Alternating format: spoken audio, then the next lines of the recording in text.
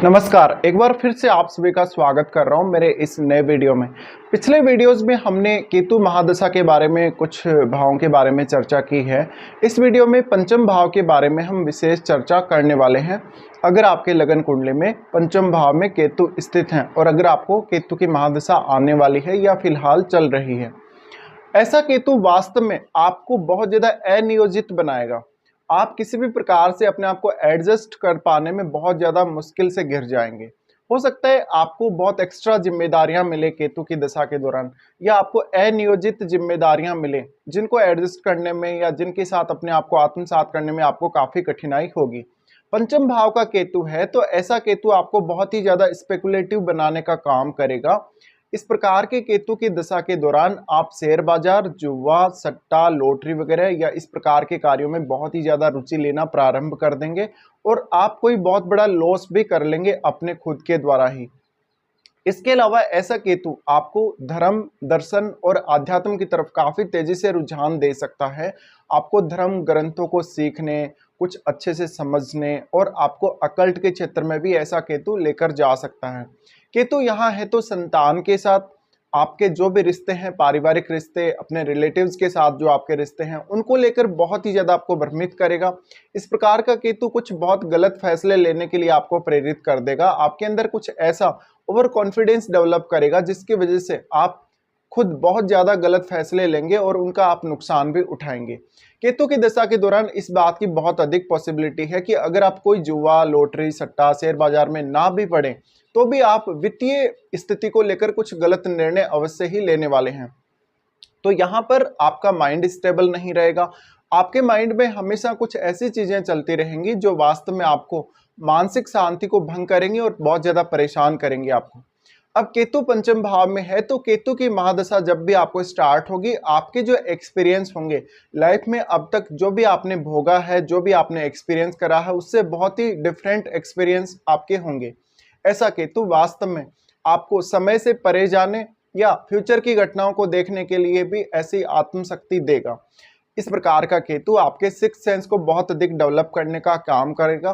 केतु की दशा के दौरान आपको मेडिटेशन करना, आपको योगासन वगैरह करना, प्राणायाम वगैरह करना और आपको कुछ इस प्रकार की क्रियाएं जो आध्यात्मिक क्रियाएं हैं या आध्यात्मिक ट्रेवल हैं वो करना बहुत ही ज़्यादा अच्छा रहेगा और इससे आपको मानसिक रूप से बहुत ज़्यादा स्थिरता भी मिलेगी और मानसिक रूप से सुकून भी मिलेगा। तो आप ये जरूर करें केतु दशा में। अब केतु के साथ कौन सा और ग्रह आपका पंचम भाव में बैठा है, आप एक बार वो अवश्य चेक कर लें, क्योंकि उस ग्रह से संबंधित रिजल्ट भी बहुत ज़्यादा खराब होंगे। इस प्रकार का केतु आपको बहुत ज़्यादा कुंठित बनाएगा।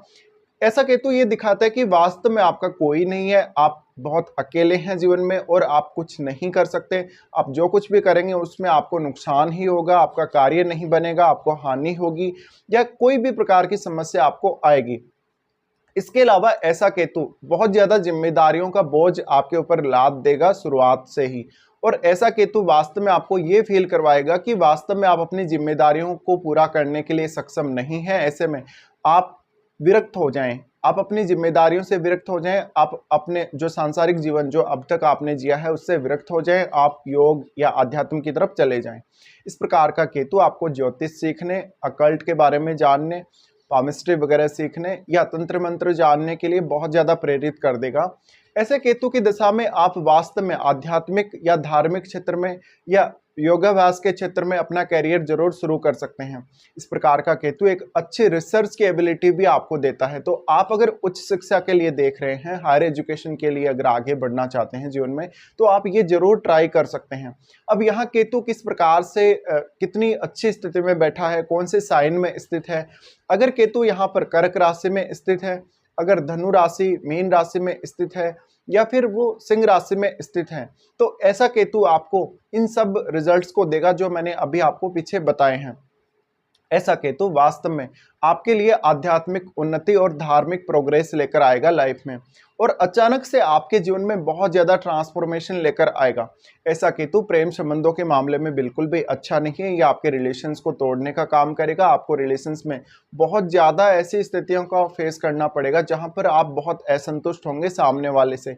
तो अगर आपका कोई प्रेम संबंध चल रहा है किसी से, आपका कोई अफेयर वगैरह चल रहा है किसी से, तो उसके टूटने की संभावना बहुत अधिक बनेगी।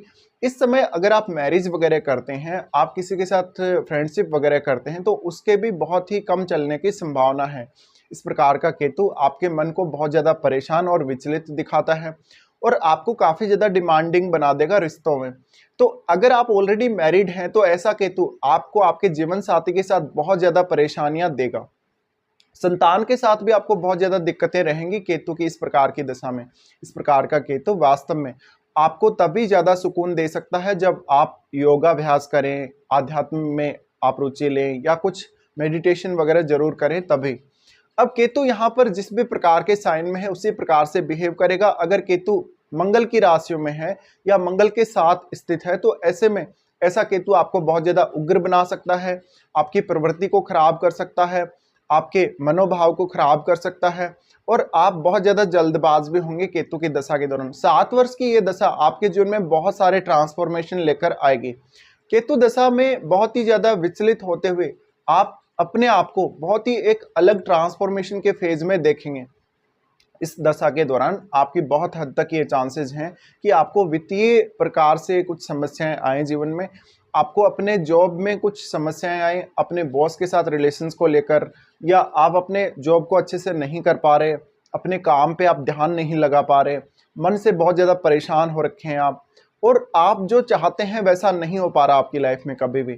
इसी प्रकार से केतु दशा के दौरान जो भी आप फैसले लेंगे उन पर बहुत ज़्यादा गौर करने की जरूरत है, क्योंकि ऐसे फैसले जो भी आप इस दशा में लेने वाले हैं उनको आप लॉन्ग टर्म तक के लिए ना रखें ज़्यादा, क्योंकि ये आपको बहुत ज़्यादा परेशान करने वाले होंगे और आपके जो डिसीजन होंगे मोस्टली गलत हो सकते हैं। ऐसे में आपको किसी भी ऐसे पर्सन की ज़रूरत पड़ेगी जो वास्तव में आपको सही गाइड कर सके। अगर आप मैरिड हैं और अगर आपकी संतान है तो संतान के साथ बेहद असंतुष्टि आपको फील होगी। आपकी संतान आपकी बातों को नहीं मानेगी, आपकी आज्ञाकारी नहीं होगी, आपका वो अगेंस्ट जाएगी और कुल मिलाकर आपकी बातों को इग्नोर करेगी आपकी संतान। इसी प्रकार से ऐसा केतु वास्तव में आपको माइंड से कुछ ऐसी चीजें सोचने के लिए प्रेरित करेगा जो व्यवहारिक जगत में नहीं हो सकती या जिनको आप प्राप्त वास्तव में नहीं कर सकते, लेकिन वो आप सोचेंगे अवश्य। इसी प्रकार से अगर आप तंत्र मंत्र वगैरह में पढ़ते हैं तो बहुत ही अलग प्रकार के आपके एक्सपीरियंसेस रहेंगे लाइफ को लेकर। इसी प्रकार से ऐसा केतु आपको बहुत जल्द वैराग्य की तरफ लेकर जा सकता है, आपको आपके जीवन में बहुत सारे ऐसे मोक्ष से जुड़े हुए एक्सपीरियंस करवा सकता है। आपकी सिक्स सेंस को बहुत हद तक ऐसा केतु डेवलप करेगा जिससे आप आने वाले समय को समझ सकेंगे, अपने जीवन में होने वाली घटनाओं को बहुत जल्दी समझ सकेंगे। इस प्रकार के केतु की दशा में वास्तव में आप खुद से कभी भी संतुष्टि महसूस नहीं करेंगे, अपने आप को कभी भी कॉन्फिडेंस में नहीं पाएंगे, हमेशा ही कोई ना कोई परेशानी में आप अपने आप को देखेंगे। इस प्रकार का केतु आपको मानसिक रूप से कभी भी स्थिर नहीं होने देगा। अब आप अपनी कुंडली में चंद्रमा को अवश्य देखें। अगर आपका चंद्रमा भी पीड़ित स्थिति में है, बहुत ही ज़्यादा खराब स्थिति में है, तो केतु की दशा आपको और भी ज़्यादा परेशान कर सकती है। अगर आपका चंद्रमा अच्छी स्थिति में है, मजबूत स्थिति में है, तो आपको चंद्रमा के उपाय अवश्य करने चाहिए केतु की दशा के दौरान।